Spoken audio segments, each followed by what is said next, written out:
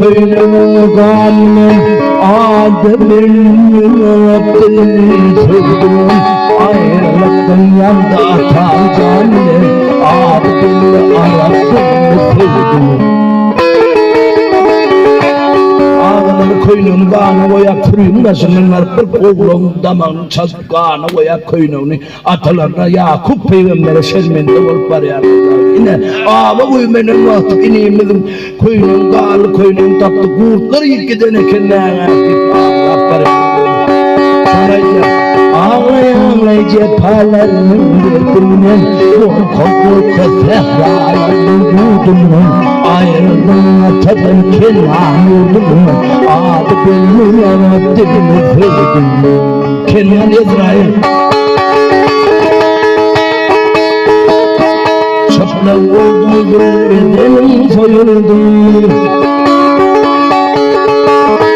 çapla oldu bedenim soyuldu Dağı hicran finan ömre boyuldu Ağlamaktan Yakup gözü boyuldu Aradım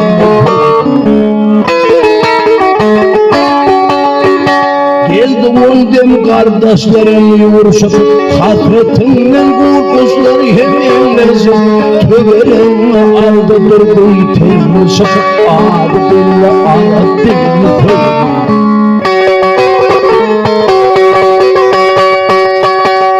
Temuli aydan alem bakıldı Pelekeni müfre aldı çekildi Ağalarım ayırma yıkıldı Ağalarım arattım sevdim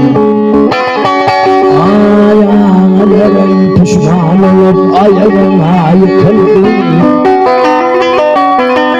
Ağalarım arattım sevdim Şam adamlarım kapalayacağım